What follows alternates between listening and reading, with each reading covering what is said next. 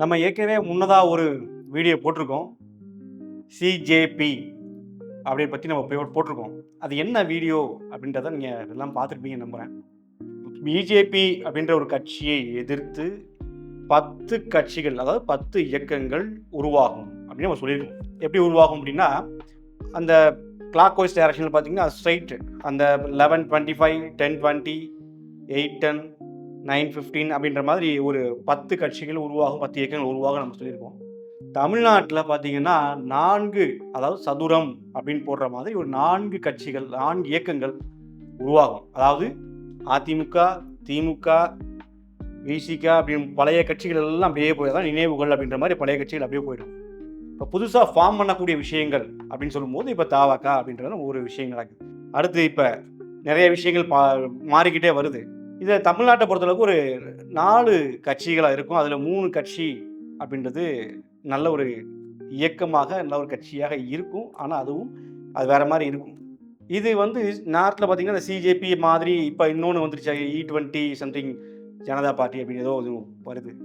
So நம்ம ஏற்கனவே சொல்லியிருக்க மாதிரி ஒரு 10 கட்சிகள் ஃபார்ம் ஆகும். ப்ளஸ் தமிழ்நாட்டில் அதில் சதுரம் போகிற மாதிரி ஒரு 4 நாளில் 1 நினைவு அப்படின்ற மாதிரி இருக்கிற மாதிரி ஒரு பஞ்சமகா பாதங்களை பின்னடைந்து செய்யக்கூடிய ஒரு கட்சியாக அது இருந்து கொண்டே இருக்கும். அது இந்த 3 கட்சிகளை தன்னுடைய கண்ட்ரோலில் வைக்கக்கூடிய நிகழ்வுகள் எல்லாம் நடக்கும். ஸோ அப்படி தான் ஃபார்ம் ஆகும். இப்போ சிஜேபி மாதிரி, E20 ஜனதா பார்ட்டி மாதிரி தமிழ்நாட்டில் புது புது இயக்கங்கள், புது புது கட்சிகள் இயங்கி கொண்டு தான் இருக்கிறது. தற்போது தமிழ்நாட்டிலும் ஒரு பெரிய ஒரு இயக்கமானது தற்போது உருவாகி இருக்கிறது. அதுதான் பி த லீடர்ஸ் அப்படின்னு சொல்லக்கூடிய ஒரு இயக்கம். அந்த இயக்கம் தமிழ்நாடு என்பதால் தற்போது இருக்கக்கூடிய சூட்சுமத்தின்படி அது நல்லவர்களை கொண்டிருக்கும், அதில் மாற்று கருத்து இல்லை. ஆனால் நாம் சொல்லக்கூடிய அந்த 10 இயக்கங்கள் ப்ளஸ் ஒரு தமிழகத்தில் இருக்கக்கூடிய இந்த 4 சதுரம் இருக்கக்கூடிய இந்த இயக்கமாக இது செயல்படும் என்றால் அது செயல்பட வாய்ப்பில்லை. இது எதை வைத்து செயல்படும் என்றால், மக்களை கூட்டம் கூட்டமாக பிரித்து அப்படியே ஒதுக்கி ஒரு ஒரு மிகப்பெரிய ஒரு பிரளயத்தையே ஏற்படுத்தும். என்ன பிரளயம் என்றால் பணப்பிரளயம் அப்படின்னு ஒரு பிரளயத்தை ஏற்படுத்தும். இது வந்து பழைய சூட்சமத்தின்படி இது இருக்கிறது. ஆனால் இது புதுசாக இது உருவாகி வருமானா சத்தியமாக உருவாகாது. ஆனால் நல்லவர்களை சேர்த்து ஒரு சில விஷயங்கள் நடக்கும், அவ்வளோதான்.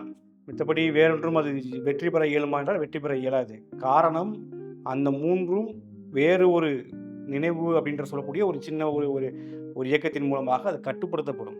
அதனால் வந்து அது செயல்படாமல் தான் இருக்கும். இதெல்லாம் டைம் தான் வேஸ்ட், இதான் உண்மை. ஏன்னா தமிழ்நாட்டை பொறுத்தவரையில் தமிழ் தேசியம் அப்படின்ற ஒன்று தான் அடுத்து அமைய போகிறது. தமிழ் தேசியம் அப்படின்றது தான் ஒன்று அமையும்.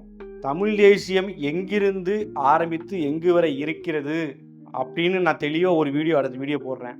அது எங்கிருந்து ஆரம்பித்து எங்கே வரைக்கும் போகுதுன்றது உங்களுக்கு தெரிஞ்சிருச்சு அப்படின்னா, இந்த இயக்கங்கள் எல்லாம் எப்படி செயல்படும், இந்த இயக்கங்கள்லாம் பலிக்குமா பலிக்காதா அப்படின்னு ரொம்ப தெளிவாக தெரிஞ்சிடும். அப்போ அதை அமைக்க போவது யார் அப்படின்னு உங்களுக்கு தெளிவாக தெரிஞ்சிடும். இப்போ தமிழ் தேசியம் அப்படின்னா என்ன அப்படின்னு முதல்ல தெளிவாக எல்லாரும் தெரிஞ்சுக்கணும். அப்படின்றத அடுத்த வீடியோவில் நான் ரொம்ப தெளிவாக போடுறேன், பாருங்கள்.